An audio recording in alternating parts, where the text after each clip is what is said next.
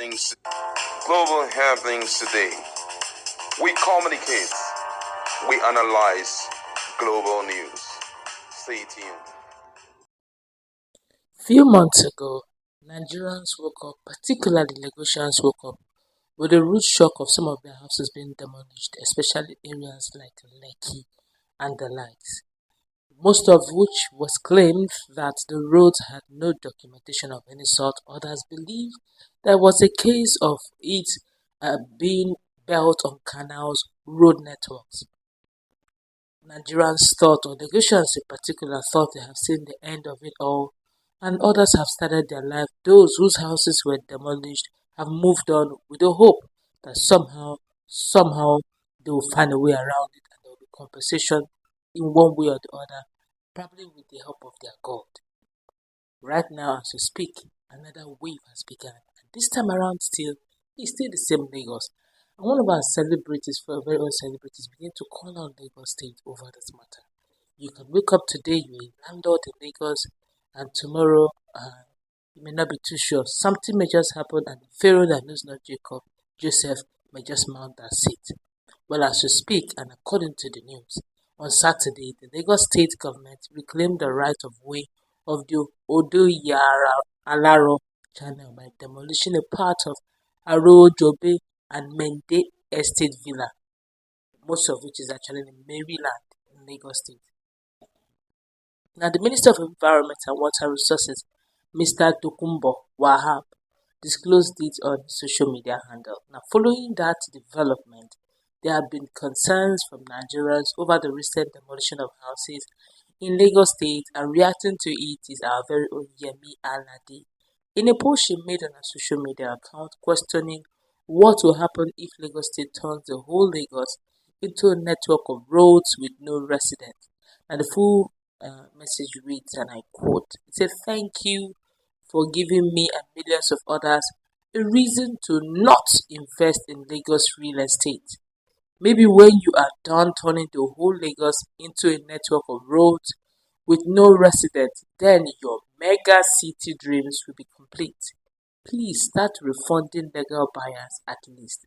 As in literally, she's calling out that those who legally and legitimately bought lands should please should try to meet in Lagos State government so they can get their refunds. But the question now is, are we getting there? My colleague is in the house. I want to go through this very quickly.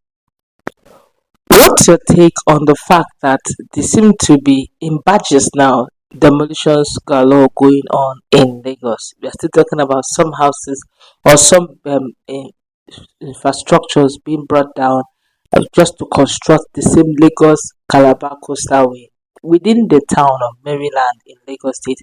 Lucky people just cried some many months ago, so a few months back really.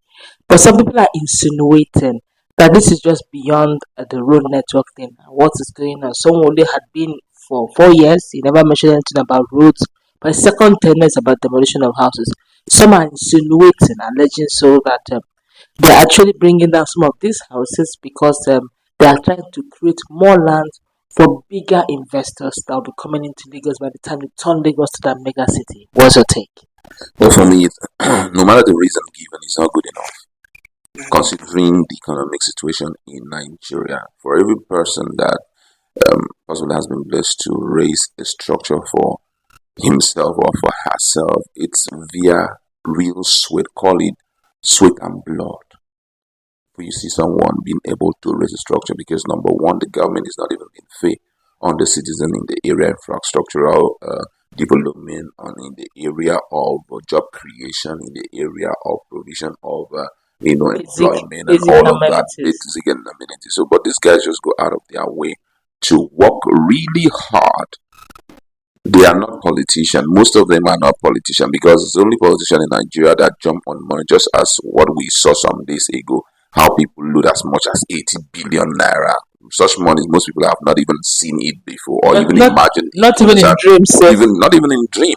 Now they struggle out and make all of that money to build for themselves an edifice, a place that at least will breed that so-called, give them that comfort that at least I have. This is all about my sweat. I struggle it out and all of that. Only for someone to wake up one day and demolish it, and they give some reason which to them is tenable enough. It's good enough. You understand? But no matter how you look at it, it is not good enough. What is the response? The first question I would like to ask is, what is the responsibility of the Ministry of Lands? What's their responsibility? They say they normally come and save, what do they call it? They normally come and save notices and okay, all of stop that. work and all that, You understand? or uproots and all Whether that. you like it or not, that's not good enough. There is much to be done in that area, in the area of sensitization. We've never seen a situation whereby people come in and you call for a kind of forum where you discuss extensively with the landlord, make it a kind of, how do they call it, hall meeting, Town hall meeting. town hall meeting. The governor or the commissioner of lands will come, have a good time with the people, explaining to them the consequences, and even the issue of so-called notice. They will come and write stop work, remove the structure, and blah blah blah. Yeah. That's not good enough. For most people who are educated enough, you come there and you list the consequences of what the person is trying to do. You put it right there. And I would even prefer that in the process of molding all those things that they are doing, and that's in the process of the person building the house, what they are doing currently would have been what they would have been doing as at that time. You drive in with whatever you have to do. After saving him a notice 1, 2, 3 times, you drive in the process of the construction of the house. You demolish the house. Since you have refused to give in to our subsequent warning, this is it. And also, you come out publicly to tell Nigerians, please, if you are acquiring any land, put it on an advert, on television, on social media, on virtually all the social medias, put it there, pay for it, whereby you fully explain, do a video, maybe create a kind of a drama around it, whereby you clearly spell out why houses are going to be demolished so that people will learn. Because most people who are buying those houses, some of them are in the diaspora. They just come back and then these so-called land grabbers or whatever their names are, you understand? They come around, community land, they come and sell those lands to the people. Some of the lands are even encumbered sometimes. You understand? Sometimes those guys even go in that same offices. Just like Wiki have said some time ago. Still in that same office, government official will say, "Well, I know what to do. I know what to do. I'm going to tweak it, and you will have a problem." They give these guys. Some of them have documents, just like an approval for the building. Some of them are having well signed and stamped. Who is behind all of this thing? No, you wait till one day one governor will now come and then we'll start demolishing the house and all. Where do you think these guys are going to go from here? That's the big question I keep asking. But then now let's put, because sometimes it's always best, you look at both sides. Imagine you are the governor of Lagos State and you are saddled with this kind of situation where illegal structures springing up everywhere, despite the fact that you have given warnings to staffers in some of these ministries, telling them the implications, canals needs to be built because of the nature and environmental impact, especially the environmental impact assessment being carried out in Lagos State, seeing that Lagos can be prone to, some areas in Lagos can be prone to erosion and flooding, and they need some of these gutters and canals reopened, and they built on some of these places by nature or by initial map of Lagos ought to be canals and road network. They built and covered everywhere, making the whole place like an unplanned city. And it's supposed to be a mega city, for crying out loud. Yeah. Would you now say because we need to pity these very stubborn citizens who, despite all the warnings, stop work and the rest, during the time they were building their houses, they refused to stop work. They finished the work, painted it, and now they're crying foul 16, 20 years after saying that, but I have my document. But you were warned from the beginning that it was not a right place to build. What would you do, judging the fact that you have to do the right thing and also have sympathy on the people? Now, where are the evidence? I feel that we can sit on a round table and people start letting go some part of their houses. You understand? Not fully demolishing. You understand? For example, there was one I saw. They were entering a particular area to demolish. I now noticed that there was a road map. There was a road map, and the thing was like going straight, and you're almost demolishing a whole town in the name of you're trying to create a canal. I've never seen any canal as big as the whole of, bigger than a whole road, double lane of a road. I mean, how do you explain that? Okay, these guys, some of them built the house very close to the road, or some of them built the house not too close. Some of them, they shifted the house inside. They still want to build. You understand? Inside. They still demolish this side. They still demolish the fence.